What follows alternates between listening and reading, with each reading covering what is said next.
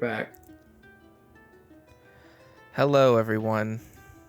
Welcome back to another episode of the Writer's Room Season 4. We are back here in the Ouroboros feature script and final draft. Braydan, Cole, whichever way.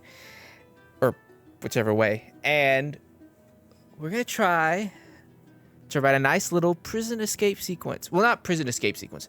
Prison wagon escape sequence. If you remember last time where we were here in the script, in the first episode, go check it out if you haven't watched it yet. Which, why are you on this episode if you haven't watched that one yet?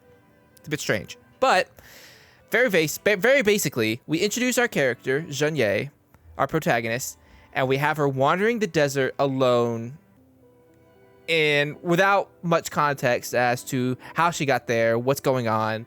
This is where we're really going to get into context, setting up the world, setting up some of the needed information for an audience to latch on. We have a hook. The audience is raising a lot of questions for the audience. Now it's time for us to give them a little bit of a breadcrumb to continue on with following the story with this prison break sequence. Yes. That's right. That is right.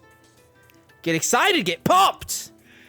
Yeah. Cole told me before recording this episode that he's been sick for the past few days. So yes, I'm not yelling. Everyone, no, there's no way. everyone in the comments send their condolences to Cole, which hopefully by the time this episode airs, you will feel better. Yes. But I also hope you feel better very soon.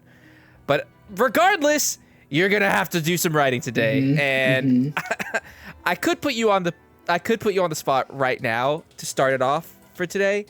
But, I'm a good friend, so I'm not going to do that. I will start us off.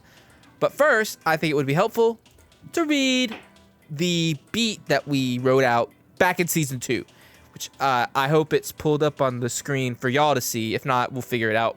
But in the wagon, we said this was going to be about 4 pages or so, subject to change. We have convos with the other convicts. They are in a similar boat as Jeanne. We have subtle dialogue hints at a looming danger. There's something bad out in those woods, in the desert, in the wilderness. And Jeanne enlists the other characters to help her break out of this prison wagon. The very next beat, Jeanne gets out of the wagon using trial and error, and the other convicts, after they escape from the prison wagon and run out, she notices behind her all the convicts running back inside of the prison wagon, and she's like, what's going on? And obviously, monsters is what's going on, but we probably won't get to that point today. We'll probably just get to the end of that little section. So let's just kind of get into it, I guess.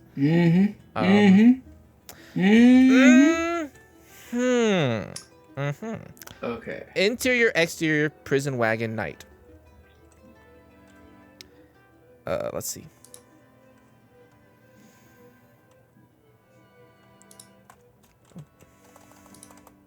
Oops. The wooden vessel cuts through the sea of fog and dust and dirt.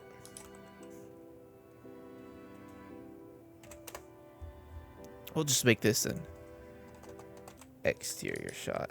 Kind of set it up. We'll move on to an interior shot. Back of prison wagon. Continuous. What did we have this slug line as up here? Night. Okay. This is also night. That's fine. All right. Crammed. It tight quarters. Barely any space to breathe. Crammed in on top of each other.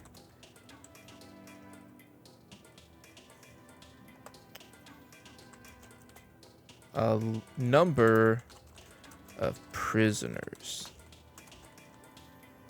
ranging They range from burly old men to frail young women. In the center of all of them, Jeunier. Head down. Let me read this right back up here where we last left Jeunier in the previous portions. Jeunier stares on, steely gaze over her eyes. Rattler stops shaking. Snake goes limp. She kills the snake, and then she keeps walking. Mm-hmm. Does she have blood on her at all after killing the snake? I don't think so. I think it's just like You don't think so? neck snap kind of thing. Well, we could just say Bones wiping broken. the dust from her clothing. Give her something to do in this moment. All right, we have the setup. Now, I mentioned before that this opening is a hook that raises questions. It's one of the three things that a scene is supposed to do. That's the purpose of a scene in a movie. We're gonna get into a little bit of a teaching moment here. Raising questions is one of the big things, and because that's what keeps an audience invested. You know, if you don't ask any questions, well, then someone watching a movie is gonna kind of know everything, and what's the point of continuing to watch a story where you know where it's going? But if you raise questions and kind of leave a breadcrumb trail, create intrigue, and continue to raise more questions after you answer some questions, that's what keeps people engaged. You know, you can't just. It's hard to keep one question looming over an entire movie. Sometimes you just have to raise a question, answer it, raise another question, answer it, raise another, answer it. Or raise one big question, but keep the momentum going with a bunch of little questions going on until you get to the main big question that everyone wants answered by the end of the story. So, I guess some of the questions that we've raised already for an audience watching this for the very first time is, what the fuck was the flashback about? What the hell is that? What the hell is with all the inserts that we saw of the tiger, the coyote, and the monster? What the fuck was that? You know, who is this woman? Who is Jeunier? Why is she in the desert all alone? Why did the prison wagon arrest her? And what's going to happen next? That's usually the question that's going to enter every scene, is what's going to happen next. That's kind of like a built-in one. So we have all those questions. We are not going to answer all of them right here, this next scene and the next two scenes even. But it's good to know what the audience is thinking, because a writer has to address that in some way, either by answering the questions the audience has or by understanding, hey, the audience is thinking that they're asking this. I will answer it eventually, but first, let's do this instead.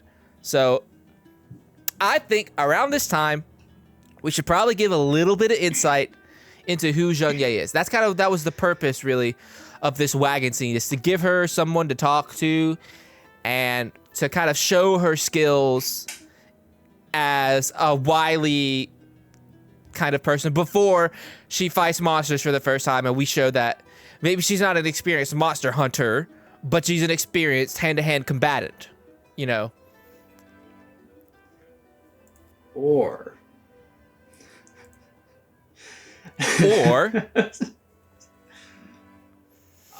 we could do something really funny.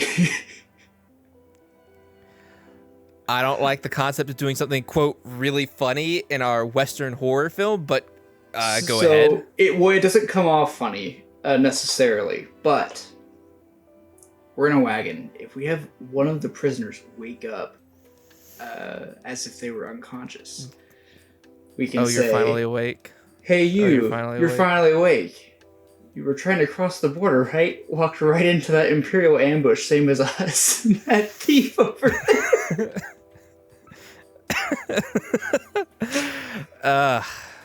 It's funny because I get that reference now. Mm-hmm. I get it now. Yeah. Go check out our spot. I gotta plug it every time we mention Skyrim. Mm-hmm. Go check our Skyrim 2 episodes on the YouTube channel. No. Damn it. But. Shit. No, but. Which is what you're really good at. No, but. Uh-huh. What if we do something similar to that? Because I do think for all the grief. Actually, I don't even know if we gave it that much grief when we played it. For how often it's parodied and kind of joked at, it's a really good opening that really gets you in the world immediately without exposition dumping to the point where your brains explode, you know? So if we do something, I kind of imagined it would be something similar to that without really understanding what that was, without saying the same lines of dialogue as they do in Skyrim. So, but that ruins the fun for you, doesn't it? Here's the thing, though. We could do what I just read out to you, and then go into they start talking to Jinye, and then we've introduced these two characters like they're going to be part of the journey, and we can easily just kill them off here in the next couple of pages. So that then it's like, oh, there's actual danger in our world, and you shouldn't get attached to anybody. I think the point is that I'm agreeing with you that this scene should function in that same capacity. I'm not writing those exact words down because I'm not having like the second line of dialogue in our film be ripped from one of the most popular video games ever made. It would be so funny though. It would be very funny, but I'm not doing it. I'm not doing it. All right, fine. But yes, in spirit, that's what's happening. Yes. We're setting up an audience expectation. We're basically Marion craning the audience. Sorry for spoilers for like how old is that movie now? Like 70 years or so? Sorry for a 70-year movie. How old? Hold on. Yeah. Is my math that bad? How old is Psycho? I think it's in the 60s, wasn't it? It was 1960. Okay. Do math. 2026 minus 1960. 66. It's 66 years old. I went to film school, not math school. Sorry for spoiling a 66-year-old movie. Marion Crane dies in like the first 15 minutes. She's not the main character, but everyone is led to believe that. That's kind of what we're doing. What? Yeah, I know. It's crazy, right? It's crazy. Yeah. I haven't seen that movie. I do know that that's what happens. Yeah. I think it's one of those things where, like, I feel like people that haven't even seen Star Wars already knows about Luke being Vader's kid. I think that's, like, it's become that. I think everyone that hasn't seen Sixth Sense already knows that Bruce Willis is a ghost, you know? It's one of those things. Okay, that last one I don't know about, but yes. So, spoiler alert for The Sixth Sense. But I mean, that's a 90s movie, so you've had so many years to kind of watch that. Yeah. Anyways. Okay, well, let me close the Skyrim script that I pulled up. Oh my god, let's just see how many lines of dialogue from Skyrim we can get away with before someone notices. Oh, I stopped before Imperial Stormcloaks, and that would have been it. Like, you were just like, wait, what? This is a Western? To be fair, I think, hey, you're finally awake, probably would have been a dead ringer immediately. I don't know. Hang on. If you do, hey, you're finally awake. Southern is that accent. what you think a Western accent sounds like? It's what a Southern accent sounds like. That's your Southern accent. That's me trying to do a Southern accent a little bit. Which is kind of dumb because my entire family is Southern. Of course, it's Kentucky Southern. I don't want to try it again. Damn it. I wanted a clean clip just for my personal benefit. Sucks. Sucks. I know, it sucks. All right. So, yeah, I do like the idea of introducing one or two main prisoner characters that we kind of grow a very quick attachment to, only to swiftly murder them off in the next 5 minutes. Oh, and he's got it. Oh, we have to give them a name, dude. They're gonna be dead in 2 pages. What are you talking about? Well, They're gonna be dead soon. You wanted us to you wanted us to form an emotional attachment to these people so that when they die, it's a bit surprising, and we kind of set up the expectation that no holds barred, everyone can get murdered. That's great. In the script. In the dialogue, are they gonna be like, "Hey, my name's Bill"? No. They could. I don't think they should. Maybe if you want them to, I don't know. This is what it is for right now, because I don't I don't have it in me, dude. I don't have it in me to name this motherfucker that's gonna have his guts out in a few pages.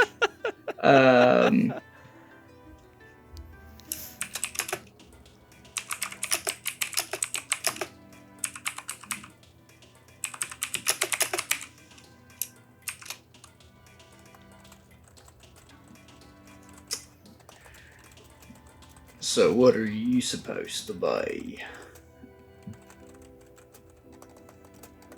This is the first time that Jeunie is going to speak.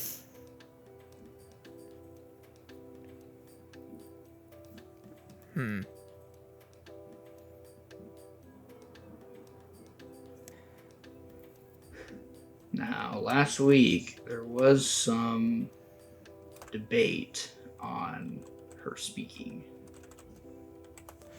That is correct. So, We did have some debates. We had some lively debates. We had some healthy debates, some intellectual debates. There were some abusive ones as well that we won't show on camera, but Yeah, we cut those out. yeah, we cut those out. We cut out the 2 hours where I drove to your house. Yeah, and you beat me. That did not happen. That did not happen. If you say it on the internet, it becomes real immediately. That did not happen. But yes, we had a debate on Jeunie speaking in this film because we wanted it to somewhat be as accurate as possible. Well, as accurate as a monster hunting West could be. Trying to keep it grounded. And yeah, trying to keep it grounded in some sense. And Cole argued for what we called broken English, which I don't know even if that's Broken like English, the most apt description. Yeah, I think it's a bit strong for what we're looking at, but it's just not perfect English, I think. Yeah, let's call it grounded Hollywood, because it's doing that same thing that other Hollywood properties would do in that situation where it's just perfect English, but giving it a little bit more of like a sense of logic of like they're not perfect at English, even though they're probably better than they normally would be in this situation. So yeah.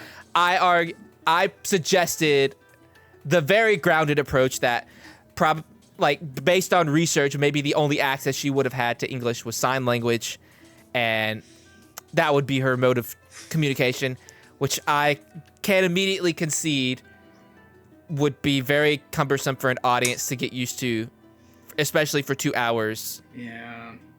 But a message really quick to all of the people that speak sign language out in the world.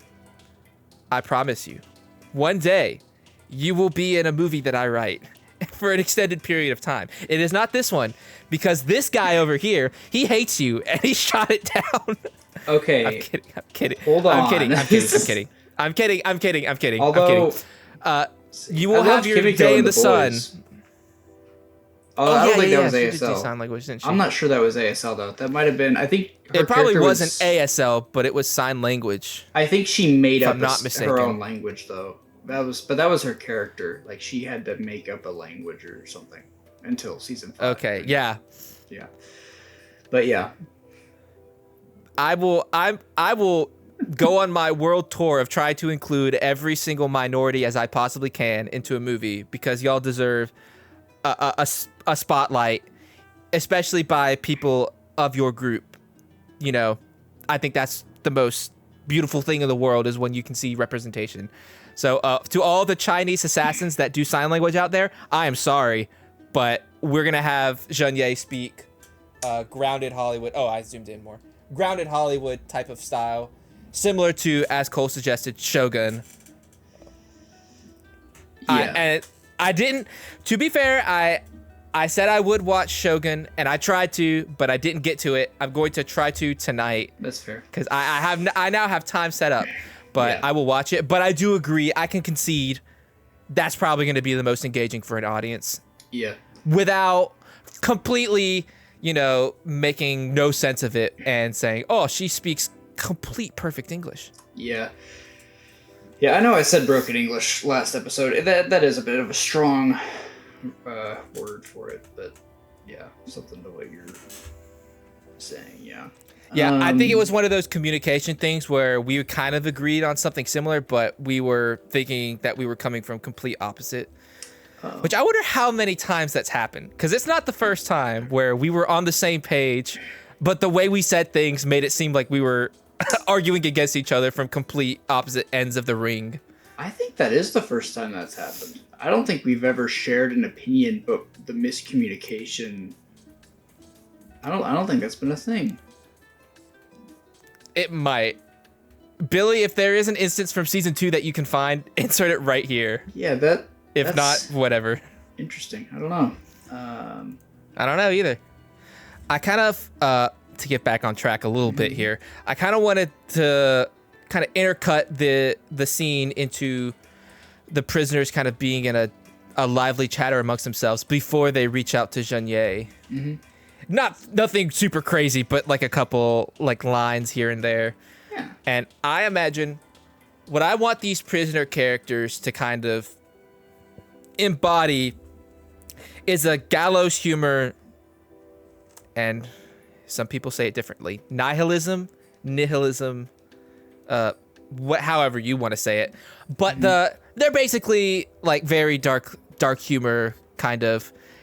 They realize that their only two options are to go to prison or die with the monsters. Mm-hmm. And, some of these prisoners in dire situations would make light of the situation, much as some cops have said, in reports have shown a sense of humor in order to kind of cope with some of these traumatic things. So I kind of want them to joke about what they're in before they bring in Jeanne, who may not be the most humor-filled person at the moment, in on the joke. Yep. And I just want to make a note that we are on page 3. And when we get to page 5, something's going to happen that we're going to have to think about. But we'll get there, folks. Yeah. Okay, they're in a lively conversation.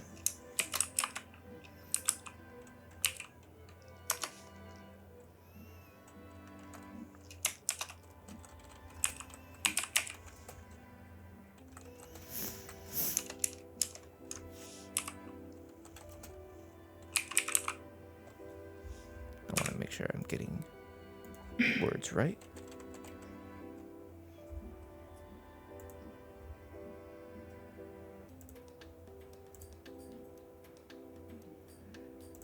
I tell you. At least the jowls of... At least the steel jowls are better than the real ones.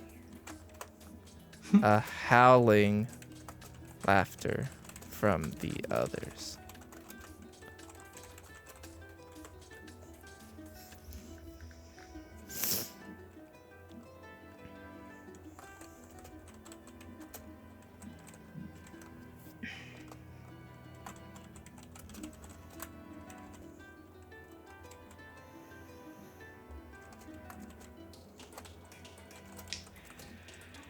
I guess another example of that would have been in the Wolverine. That's also in Japan, but of the speech style. Oh yeah, I guess you're right. Yeah, I forgot about that movie.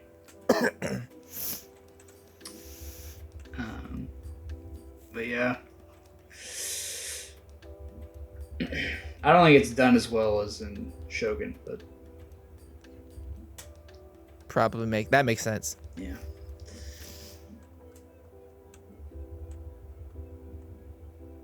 What does Prisoner 2 say?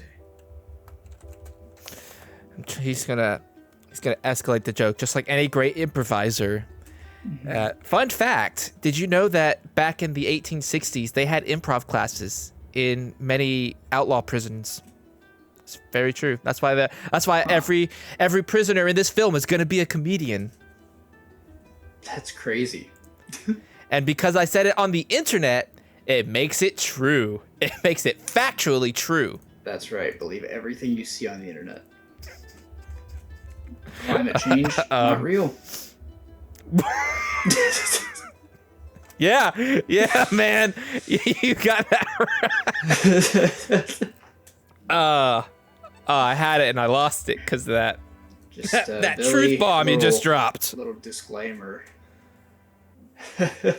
Climate change is real. Little disclaimer, right? Little one. Yeah, just little one. Kind of like when those prescription ads say death at the bottom as a side effect. It's crazy that they're allowed to do that. Yeah. Well, they have to do that. I think they legally have to disclaim or disclose it.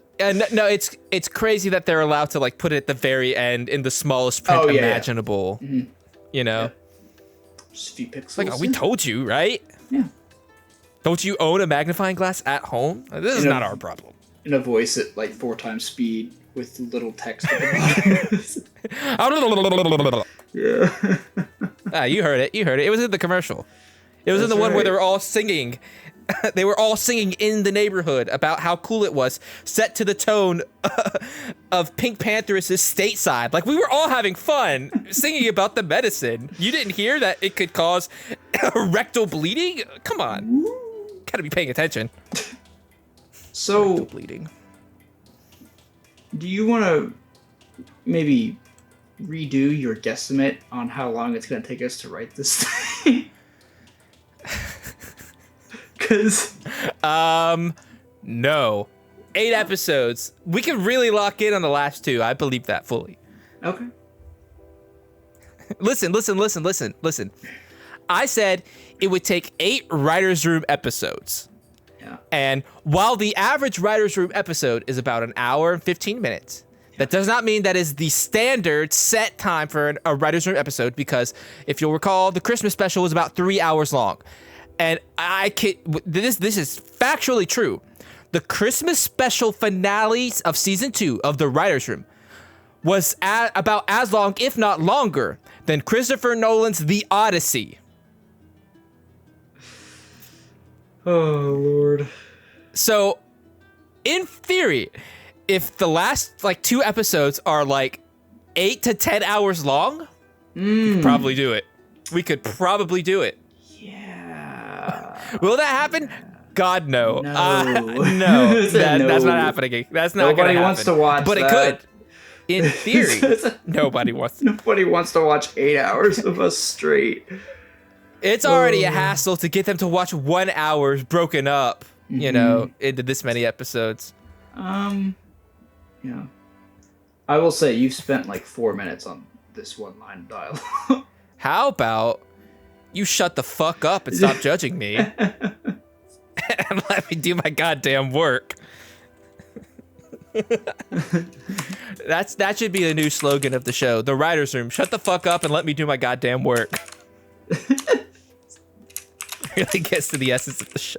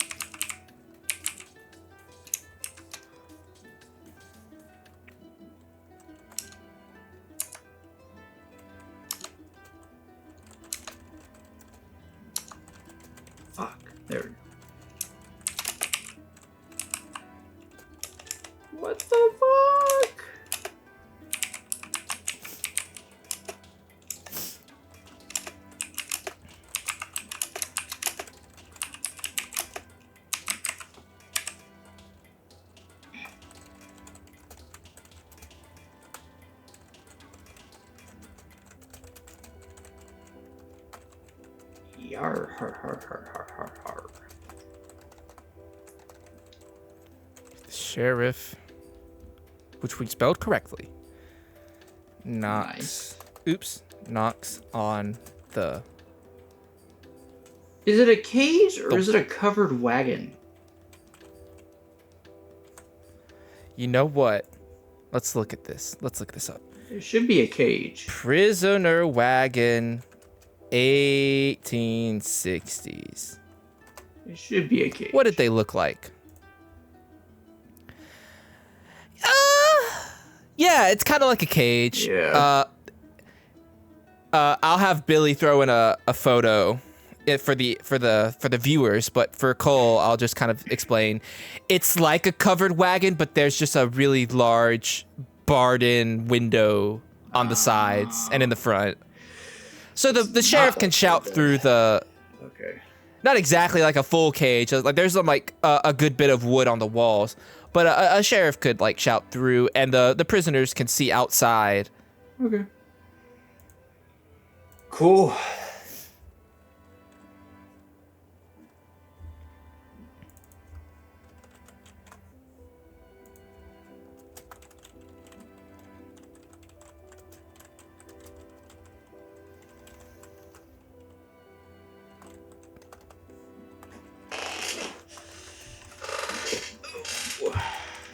Okay.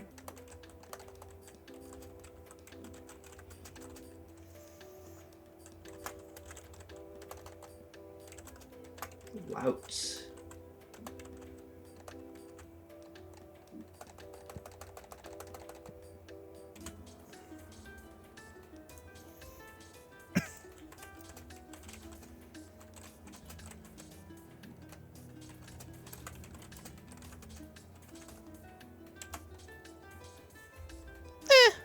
It's better when it was just oops, oops. I think the joke lands. So what are you supposed to be? Jean-Ye says nobody. Prisoner 3 says how mysterious. What's in the roll up there? What's the roll? The canvas thing that she has. Full The of canvas? her sword and outfit and what else? The rope dart thing.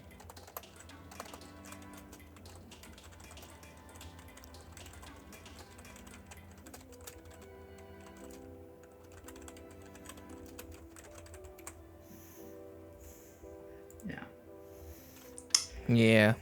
And that's as far as I got for the moment. The prisoners snicker.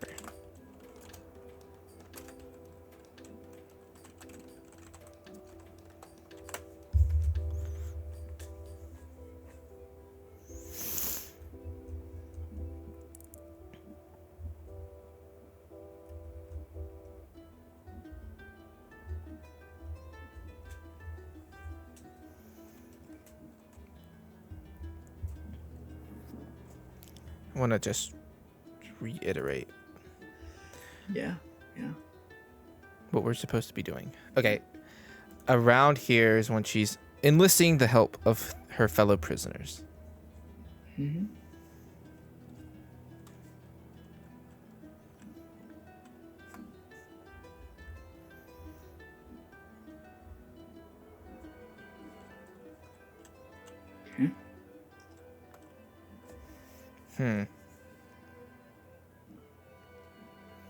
I kind of want us to get attached to one of these prisoners because they are absolutely going to die in the most horrific fashion.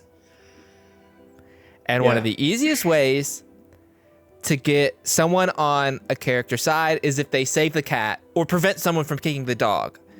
In essence, having a character do something inherently heroic or preventing someone else from doing something inherently villainous is one of the surefire ways to get someone to like someone in a script. Like literally saving a helpless cat or preventing someone from kicking a helpless dog. You know, it's like, oh, I love this person now and I want them to live. Well, tough tits, they're not going to. Yes. So I don't know if it's played out, but we could have one of the prisoners kind of antagonize Junye in some way, and one of the prisoners, I'll say prisoner 1, gets them to stop. Okay. Yeah, we like prisoner 1. Prisoner 3, I'm not sure. Yeah, prisoner 1. Prisoner 2 is kind of a jackass. Prisoner 2 is the most definitely the jackass. Yeah. Prisoner 4, 3 can be like. I'm also a fan of. Does prisoner 4 do anything? We don't have a prisoner 4. No, we don't. But they exist. There's more than just 3 people on this wagon. No, yeah, you're right. Prisoner 4 over there, he's a real one. He's the king. That's right. Prisoner 2 is gonna be a fucking jackass. Yeah. And he's gonna say,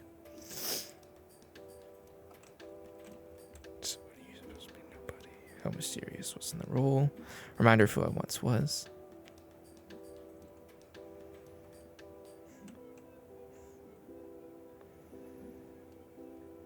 So you're finally awake now, eh?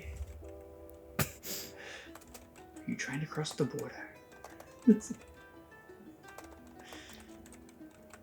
Oh, well, fuck it.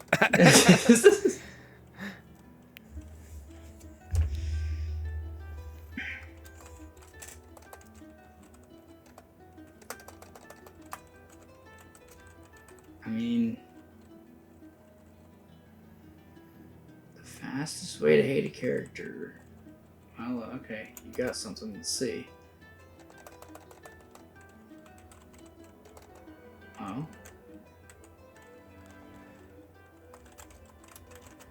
Don't worry, everyone at home. I will be giving all these prisoners names just to differentiate them because I don't like seeing 1, 2, 3 on my script. They probably won't say their names out loud, but just for reading comprehension. Are you telling me you name homeless man number 1 who has maybe not even a line? If there's multiple homeless men, maybe. But if it's just homeless man, but hold on. I don't usually write homeless man in a script. I don't know why your mind defaults to that. I have a feature idea that follows a homeless person. Oh, really? I do, yeah. She's interested. homeless, but it's like a Goodwill Hunting situation where she's actually really smart, so she kind of finds a way to work her way out of homelessness. And it's like a drama. That's really beautiful. I don't remember asking. That's really sweet. I'm kidding. No, that's a really nice sentiment. Yeah. And if anything, this country could use some really heartwarming stories about unhoused people. Yeah. After how much crap they're given. Yeah. Because they are humans and they can be intelligent, that's right, members of society as well. That's right. So I hope you continue with that idea because it's interesting. I like it. I've got it written down, but I haven't started work on it yet. But I would like to at some point. We'll give this a bit more drama. He snatches the canvas away from. So, question then. Yes. They are not restrained in this wagon. I don't know if they would have been. They're basically in one moving cage. I don't know if they have any further restraints on them necessarily. Okay. I guess that would require some more fact checking. Or it could be whatever we want, really. In the movie, I think it's fine to get away with not having any. I do think that they had like handcuffs and like ankle cuffs and whatnot back then. Probably. But I think, you know what? I think it's better instead, because we have to have them escape this wagon and fight monsters immediately. So. I think maybe their like ankles could be restrained, but their feet maybe are free, and then Junye is able to lockpick all of their restraints free. Yeah.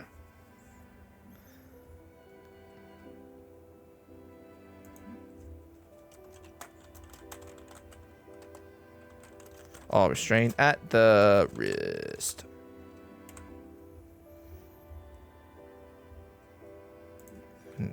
Doop.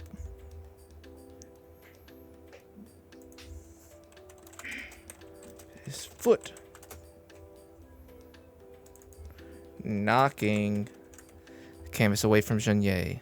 Yes. Its items spill onto the floor.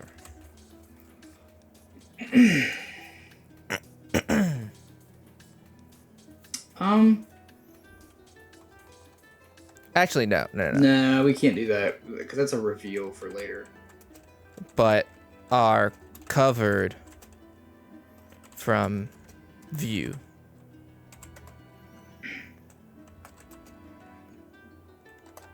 Some of the prisoners howl in laughter once more.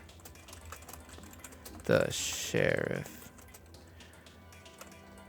bangs on the wall from out front.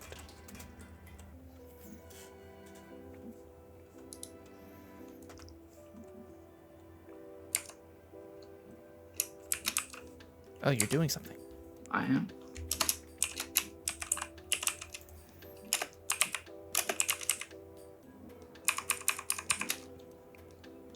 That's quite aggressive. Yeah. I mean, that's just the way it is, though.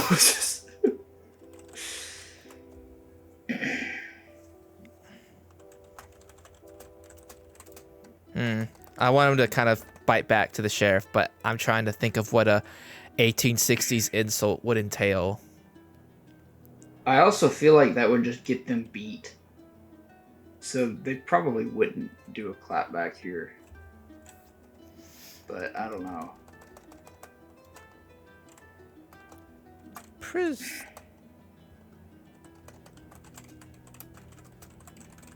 Goes to open his mouth, but the first prisoner kicks him in the gut. Okay. Nothing. Okay. Having the restraints is making this awkward, I think. Because that's going to be an awkward... Okay, no restraints? I think let's get rid of the restraints. Because imagine you're sitting on a thing and you have to kick somebody in the gut, like, to the side. Or, I mean, even across from them, it just feels a little awkward to me. Sure.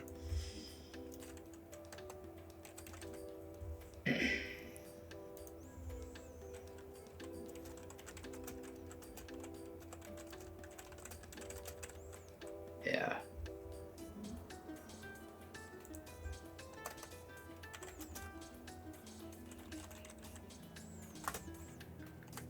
Whoosh.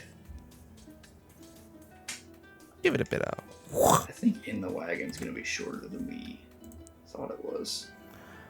Likely. Not by much, though. I think we'll get to page 6, but I don't know about 7. Okay.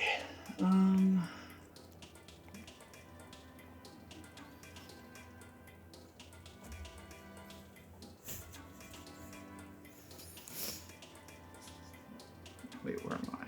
I'm up there. Or no, I'm down here. Yeah, you're down there. I'm kind of continuing I'm adding insult to injury, so it's even more satisfying when he gets elbowed in the gut. Yeah. Hail beagles and bitches. It's your good boy Billy. Wouldn't house guess it, these milkbinner heads forgot they has two talks in their talking show, so I'm gonna yip and yap, while they click and clack. The fucker up top, he says looky here. The nobody, oh wait, never mind. Waste of my time. At least the bottom is making progress. Wait, why'd he stop? Goddammit. I's real sorry about this folks. Call me Michael Vick cause I'm gonna audible on this John. I's know you're asking yourself geez, why does this dog sound like if the robot from Lost in Space had lung cancer? First of all, fuck you. Second, I'm a dog and famously dogs cannot talk. What, just because I'm anthropomorphic you think I's have the power of speech? Well, this is the real world. The one with the fentanyl crisis. Iniho, if y'all's made it this far into the episode, comment down below. Billy deserves scritches and eyes. Will make sure the 5-head and bug eyes do whatever you request.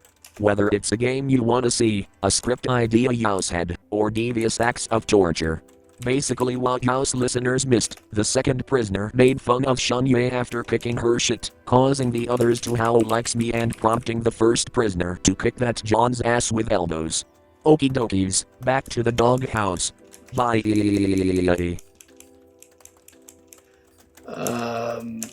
There's dead silence and we're a podcast show. I've just realized. We haven't spoken in a while. Yeah, we got really focused sorry, there. everybody. Billy, interrupt that silence with a monologue about whatever issue is weighing on your mind at the moment. So we'll give him a chance to speak. Honestly, might want to just read some of what we're writing aloud. Yeah, sorry, Billy. You have to read now what's happening instead. You can have your chance to speak about dog issues in another episode. That's right. That goes for Achievement, but the second prisoner holds her back. Being extra douchey. Check. Down here. First prisoner scoops up a makeshift bag and hands it to Jeunet. Yeah. Mm-hmm. This is a separate action, so I'm going to give it another line. Yeah. Fair enough.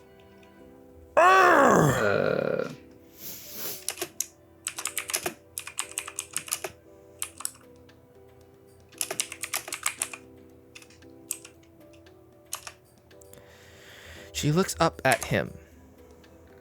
All right. We're at page 5. And here is where something important happens. Now, disclaimer. Right off the gate. There is no screenwriting guru, mentor, instructor that I dislike more than Blake motherfucking Snyder. Let's get that off the bat. If you have a copy of Save the Cat, fucking burn it. It's not going to do all that much help for you. But I think one of the big things that he did teach that is applicable for a lot of movies, and it's still pretty rigorous, which is one of my main complaints with Blake Snyder, is that it's far too copy-paste, cut and dry structure that he believes makes the perfect movie. It's not. It can be loose. It can be whatever the fuck you want it to be. There doesn't even have to necessarily be a narrative. But that's a discussion for another day. One of his things that he says at page 5, you state the theme of your movie, and that's something that I still ascribe to. I do think that's important to kind of set up the expectation of what the theme may be.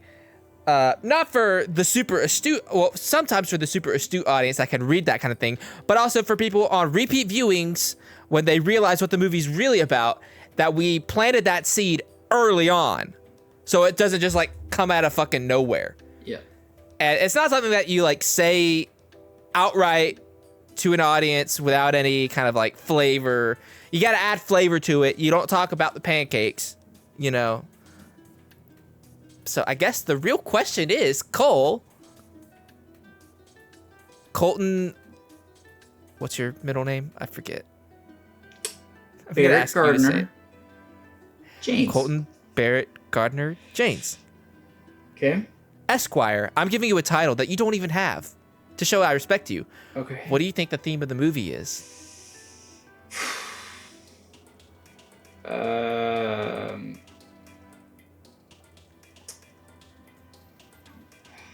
think it's a lot of things, because there's a whole thing where Virginia is trying to change, but she's kind of fighting against her, I guess, destiny in a sense. But then there's also falling into old habits. So it's kind of hard, especially with them in this wagon, to state the theme of the movie. So it may have to wait until... Oh, trust me. I can do it. I think it's a visual thing, though. Visual thing in what way? I think What do you think? we show who Jeonye, like, we show a little bit of the monster that she is when they get out of this wagon, and they have to fight monsters, and we see how brutal she is. Because that's kind of part of the theme, is she is monsters. That's kind of the theme. I also think that's a bit more characterization than theme exactly, but I see where you're coming from. Yeah. And yeah, definitely will show how brutal she can be and animalistic she can be when she's fighting these monsters. Well, let's see here. You have a thought then. I have many thoughts. Are they coherent thoughts? Not usually. Yeah. Are they good thoughts? That's debatable. It's hard. Are they relevant to this episode in this podcast? Largely, no. But I do have thoughts. Uh-huh. I'm really glad I stopped myself from continuing that joke. How would escape sound? Did you write that? Yes. Okay. Why? What's wrong with it?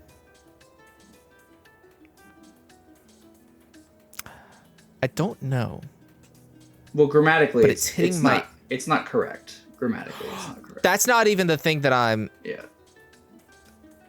thinking about. I just don't know how outwardly, I guess, saying let's escape would make for a great escape plan, I guess. I don't know. Well, if they're in a closed off wagon ish, mostly closed. I mean, the sheriff can't hear them very, very well, because it's only when they're like howling with laughter that the sheriff's like doing things.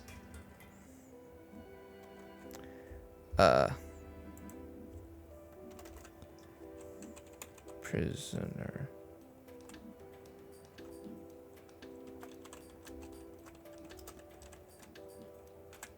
Boop boop. She pulls him into a deep corner of into a sidebar.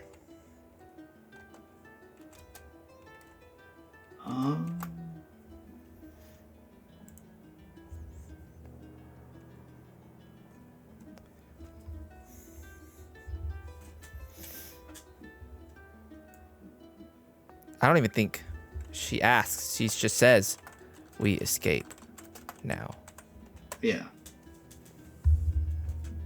Don't even give him the option. Okay.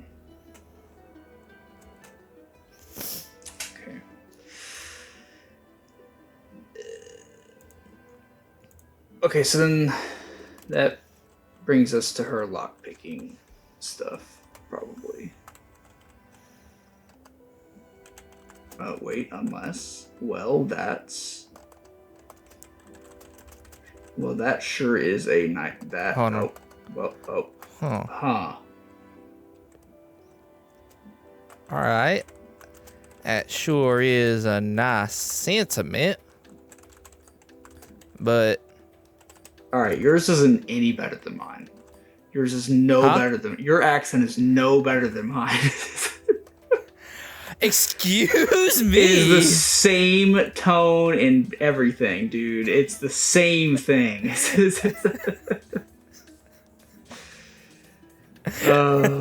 And you were born in Deep South, okay?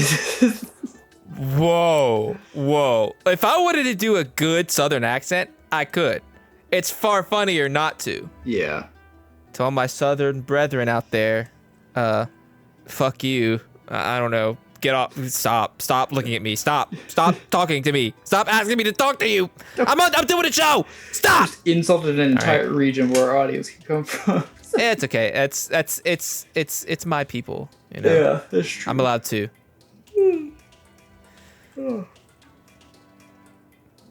Jeez, you made me think my line of dialogue was bad.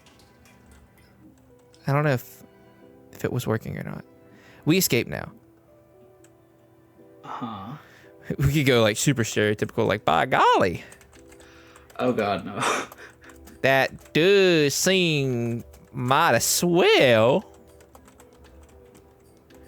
But how's it you reckon we do that? Okay. I'm gonna make an executive Ma'am? decision. Okay. All right. You're Did just you- gonna get rid of the whole thing. I was just gonna get rid of by Yeah, golly and be fine with the yeah. rest of it, but yeah. No, no. I actually preferred what I wrote the first time, and I don't Yeah. even remember what that was. I wonder if I can Control Z until I get there. You probably can. What is it? Oh, What? yeah. Huh? All right, that sure is a nice sentiment, but he gets cut off again. That think is that's not fine. what is there for me, but that's okay. Oh, it's not. By Oh, hold golly, on. that Maybe does if I- seem mighty swell. Hold on. Hold on. Maybe if I do this. Oops. Oh, geez. Oh. Does it see it now? Do Yes, you see it yes, now? I see it. Yeah, I do see it now. Okay, cool. Oh no! Wait, what is this? Is this? Oh, those are ghost letters. Okay.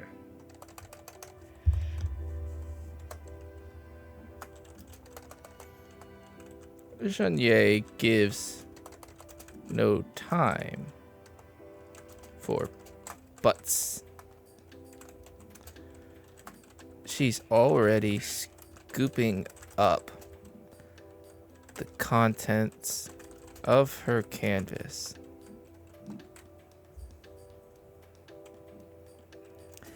And rifling through them. Yep. Yep. The other prisoners watch on.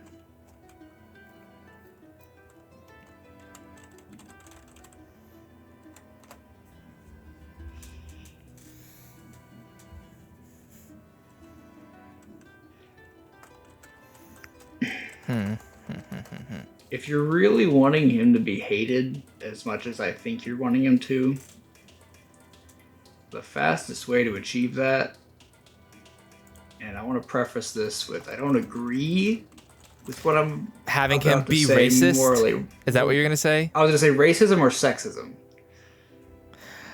I don't think I'm gonna do that. Okay. Although it's a valid thing. That is how you And, get. That's how you hate people very quickly, because it's Yeah. just a sucky trait to have. We take the patented Quentin Tarantino approach and just have our character say a bunch of slurs to the point where they're hated. Well, okay, I wasn't gonna go that far.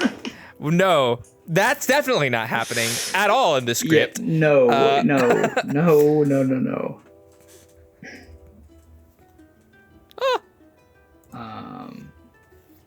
First prisoner.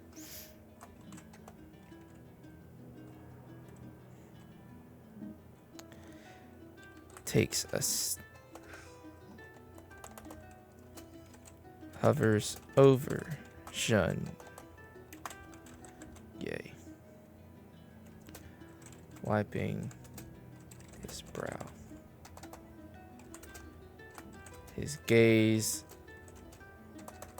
darts between her and the sheriff.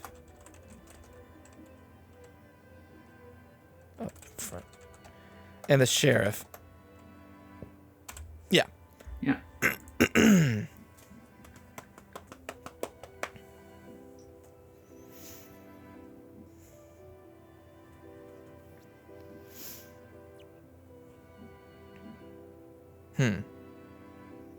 Here. It's gonna come to me. It's gonna come to me. Yep. Cole, entertain the audience while I think. So,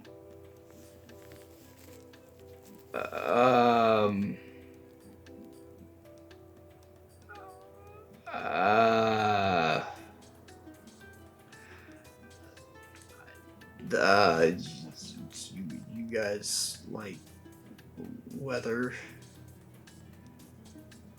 or Yeah.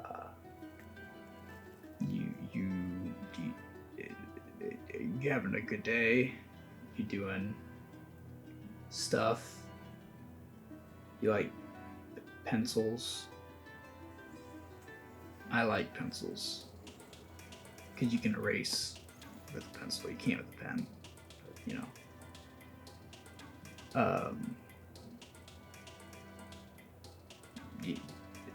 What do you think about writing? I mean, you have to like it, otherwise you wouldn't be here. I mean, we're an hour into this episode, so it wouldn't make sense for you to not like writing and be here, or at least storytelling. Oh, he's figured it out. Oh man.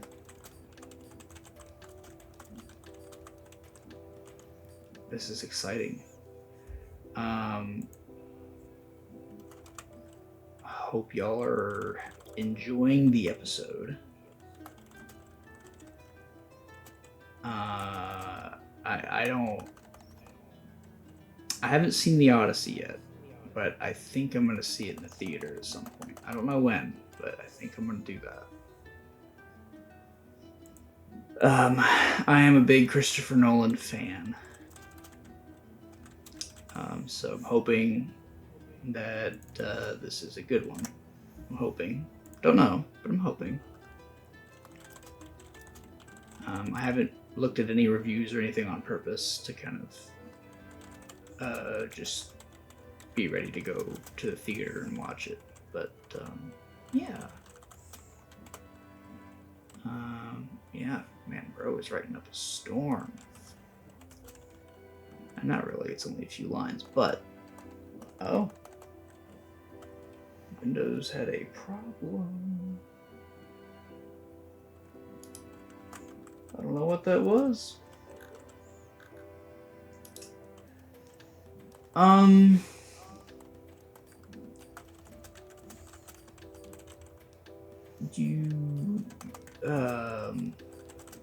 Man, he's really taking his... Okay, we're gonna... Alright, I'm back. Oh, thank God. Okay. Some vermin are just vermin to their blood. It's all in the blood, whether you like it or not. This is the status quo of the movie. Yeah. Okay. I think it applies to Jean-Ye. Okay. She's just who she is. She is an assassin. She is a murderer. That's all. She's a traumatized individual, and that is all she will be. That's all she can be. Yeah. It applies to the coyote and the hunters. They are hunters. They are ruthless. They are murderers as well in a different capacity. That's all they will be. It applies to the monsters. They are monsters. They are evil. They will kill us. That is all they can be. Yep. That's right. So they're all vermin in their own different capacity. That is the status quo of the movie. Then towards the end of the movie, when we have gone through the character arc and the journey, we can spin that on its head by saying something along the same lines of vermin and blood, because that is the flavor that we've given this theme statement. Or I should say rather the establishing theme statement, and then we'll come and do the ending theme statement, because sometimes movies give the ending theme statement in this section, and it's like, well, I can already predict where the movie's going because you said that this is like the thing that we should learn. So I like to do this instead, where we have this like status quo, and then we're going to spin it on its head later on. But that's it. Fair enough. Some vermin are just vermin to their blood. It's all in the blood, whether you like it or not. Boom. It also gives us another chance to like the first prisoner by beating this dude up a little bit. Mm-hmm. Jean-Ye.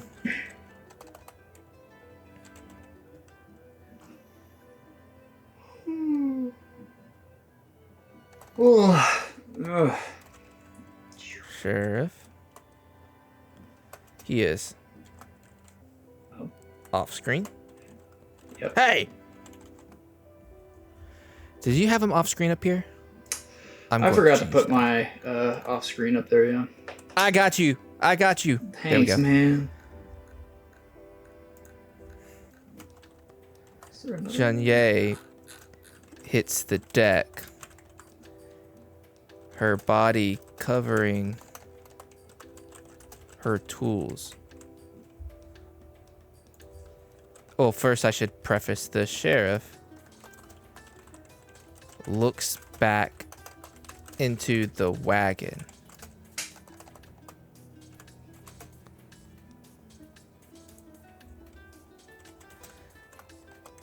But the sheriff is looking to the two prisoners in fisticuffs. Fisticuffs is a cool word. We should bring that back. Yeah, I like it. They raise their arms defensively. Oops. Bop, bop, bop. But the sheriff is looking to the two prisoners in fisticuffs. Ooh. They raise their arms defensively, which causes the sheriff to divert attention back to the open desert. Cool. Stop that at once. Final draft. Shunye leaps back into action. Rummaging through her tools. We're at an hour 7, roughly. So I'm going to think about wrapping it up just here in a short moment. Yep.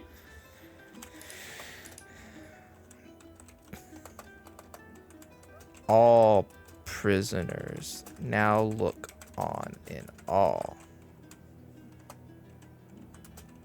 Confusion. Then she finds it.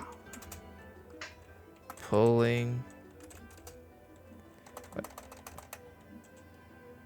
In her hand, she holds what would allow her to get out of this wagon that she would probably already have on her person. It's some lockpick tool. Did I just say lick? Was I about to say lickpock? Lockpick tool. Some lickpock. Lickpock. Let's just look up lockpick tools. 1860s. 1860s. I can't what do we imagine that there's not a lockpick something that exists. Oh, surely. Yeah. And yeah, there are like lock-picking devices from the era, it would appear. Yeah.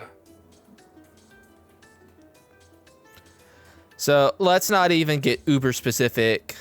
We can do that in a future draft of the movie. We'll just say for now, lock pick the. Yeah, because we're gonna find one that came from China, back probably. Up here. You know. Want to come back up here? Yes, sheriff. After she gets arrested, or as she's getting arrested, Janye, realizing defeat, clutches her canvas behind her back tightly. The sheriff pays it no mind. Yeah. So the sheriff doesn't give a fuck. He's bad at his job. That's why they're allowed to that's why she's allowed to have this in the back of the wagon. Because otherwise it's like, well, seems pretty strange that she would be able to keep this in her wagon when she clearly has a lockpick device within it. Yeah, and it helps her that she's probably 5 feet, 5'3", something like that, somewhere between there, and also kind of is dressed to be more like a peasant girl, maybe something like. Because she's in like rags and stuff, so it's just like there's nothing that would suggest that she is a major threat. Correct.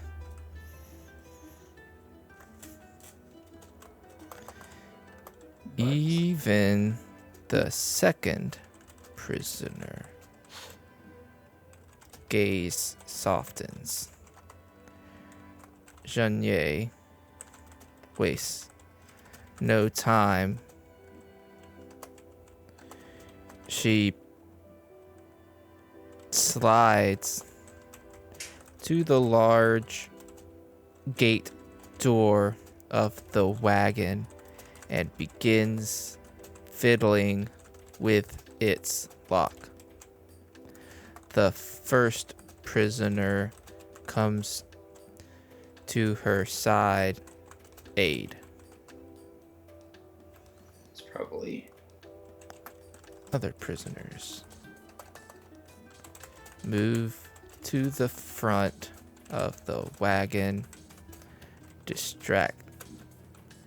blocking. Yeah, The distracting would be crazy sheriff's- because that's just making the sheriff look back towards them. Yeah, blocking the sheriff's view. Yeah.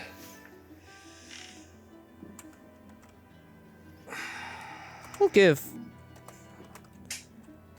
Jeanne bites her tongue. Oh, she's a pro at this. She doesn't show any outward signs of struggle. She's done this plenty of times. Yeah. Doesn't even break a sweat. No falter in her face. The first prisoner notices.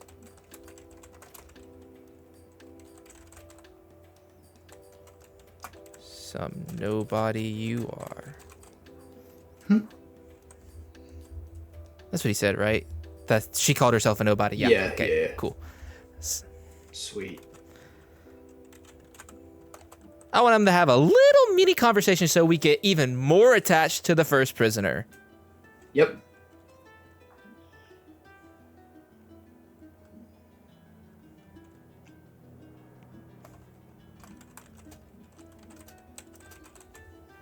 Do we want Jeanne to be saucy? That's just kind of mean, That's a- though. That's That's a not very really- that is a very strong character choice. I don't think so. All right. I guess Oh, if I guess anything, so. Coyote's the saucy one. Not in a rude way, but Yeah. yeah.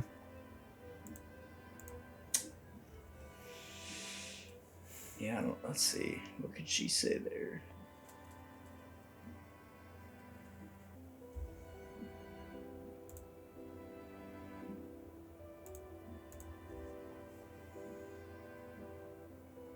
Let's see. I got something.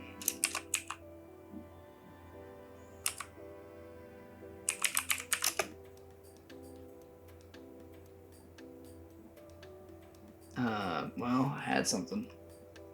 Lost it. I was with you. I was with you. I was Shit. with you. Uh, You got it. You got it. damn it.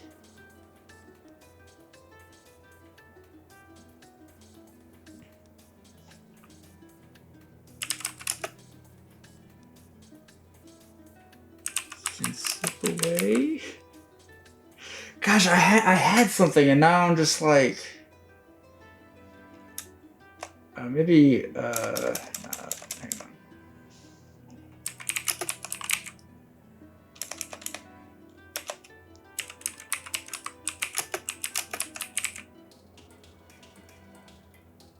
More than this is like the last line we write too, because we really have to end it. I know. Are more capable, or are capable more than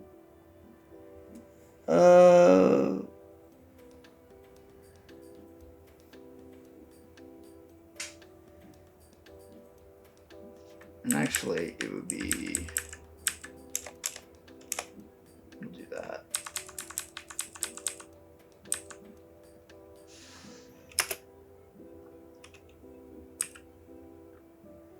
Then people that are seen.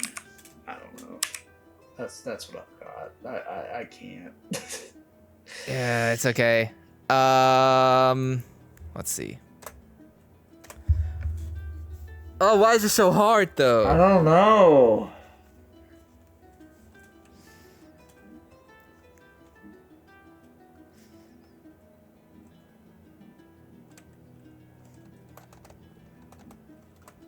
She doesn't respond. That's really funny. Good solution. Good solution. Working. He's like the puppy dog that just like won't leave her alone while she's at work, you know.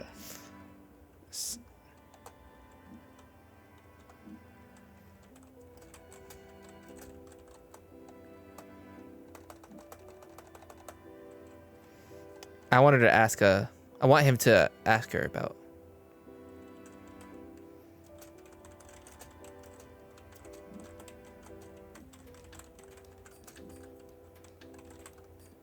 Okay.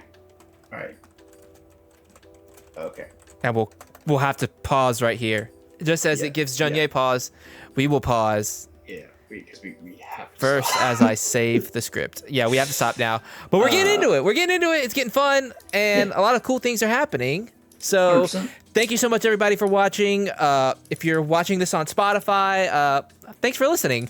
If you're watching this on YouTube, thanks for watching. Links in the description and the YouTube channel bio for all of our other links. If you would rather listen on the Spotify, we have links for that. We have Instagram and TikTok. We're posting clips on that pretty regularly at the moment, so go and check those out if you're a bit more of a clip kind of person. And, you know, leave a like if you liked the video and leave a dislike if you didn't. But we would just really heavily encourage you to leave a comment down below stating what you think. And if you have any feedback for us to improve, we would greatly appreciate that, because if you don't like the show, we want you to like the show. You know, we want to do things that you think would help us. We would love to hear it from you. If you have any ideas as over the movie that we're writing currently, Ouroboros, let us know. Drop your ideas in the comments, because you know, we're open to that. We would love to hear from you. And as the standing invitation, if you have any ideas for other video ideas, sketches, stories, poems, blah blah blah blah, let us know. If you're not subscribed to the channel already, it's just a little bit. I don't even know how many pixels are between where your cursor is right now and the subscribe button. It's not that super difficult, and it'll save you a ton of hassle trying to search up the channel every time to watch a video. And you hit the bell notification right next to that. It'll give you a notification every time we post a new video. So thank you so much for watching. As soon as we say bye, subscribe button's probably in the middle of the screen. Unless you change the outro. Oh yeah, that's true. You could just wait. Yeah, just wait a few seconds. You can do it there. So thank you so much, everybody.